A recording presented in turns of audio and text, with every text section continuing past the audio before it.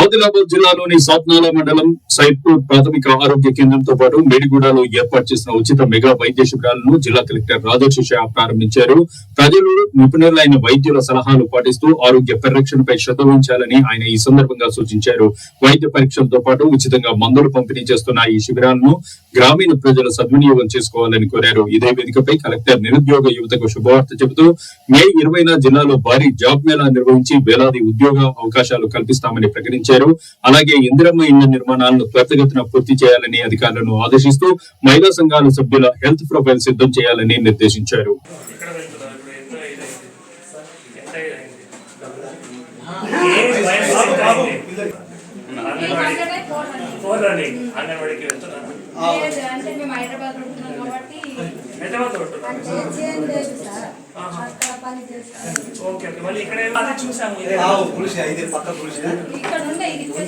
అది ఇట్లానే కదా ఉండేది.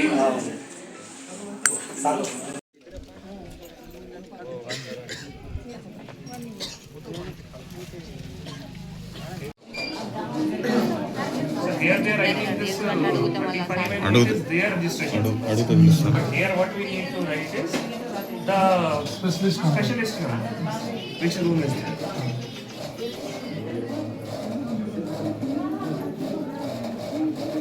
Perfect is 1 year amma master check ये गाना कैसे स्टिल 5 కూడా హాస్టల్ కి పోరు కదా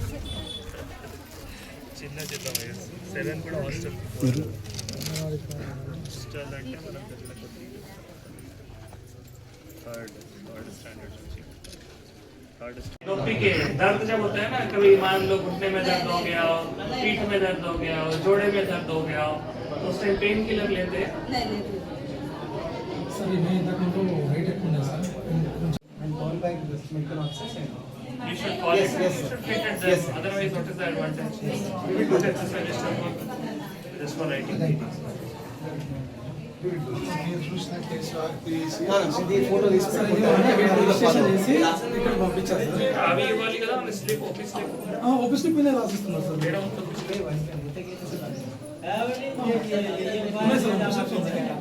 అమ్మ ఆఫీస్ స్లిప్స్ రాయాలి కదా.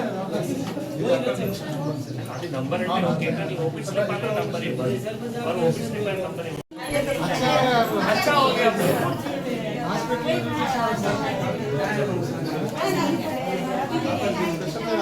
పంపించాము, చేసినాము. పైప్ కూడా ఇచ్చేసాము, అన్నీ అయిపోయినాయి.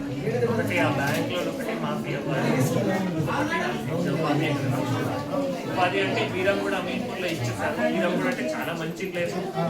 ఎప్పుడైనా అట్లా ఏమైనా చాలా ఇబ్బందులు ఉన్నారంటే పిహెచ్సి దగ్గర కానీ లేదు, మీకు అక్కడ సబ్ సెంటర్ ఆరోగ్య ఉప కేంద్రం కూడా ఉంటాయి, అక్కడికి వెళ్ళి చూపించండి. అంటే ఇది మనం ఇప్పటి నుంచి కొంత కంట్రోల్ చేస్తే మీ వయస్సు అంటే మీ వయస్సు ఏవైతే ఉంటాయో మీరు మంచిగా ఉంటారు. లేదు కష్టపడి ప్రతి సంవత్సరం ఫ్రీగా ఇస్తారా? ఎవరన్నా ఇవ్వరు కదా. సో కొందరు బాగా తింటున్నారు, మళ్ళీ ఇట్లా చేస్తున్నారు. సో ఆ తంబాకు, జర్దా, బీడీ, ఖైనీ ఫ్రీగా రాదు. దాని బదులు కొంచెం ఇంకా వేరే తినండి. పండ్లు తినండి, గుడ్లు తినండి, మీ నచ్చిన ఏవైతే ఆహారం కూరగాయలు తినండి. ఖర్చు అంటే ఇటు ఖర్చు పెడతారు. ఈ తంబాకు, జర్దా, లేదు బీడీ, లేదు ఖైనీ, అవి ఖర్చు పెట్టిన తర్వాత ఆరోగ్యం నాశనం అవుతాయి. దాని బదులు మరి ఎక్కడ ఖర్చు పెట్టాలి?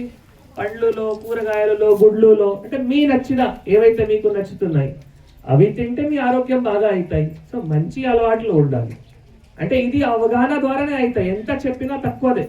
కానీ మీరు ఎవరైనా ఇది అర్థం చేసుకొని, ఒక కుటుంబంలో ఒక మహిళలు అర్థం చేసుకున్నారు అనుకోండి, కుటుంబంలో అందరికీ అర్థం వచ్చినాయి దాదాపు. మహిళలకి ప్రత్యేకంగా ఇది అర్థం రావాలి.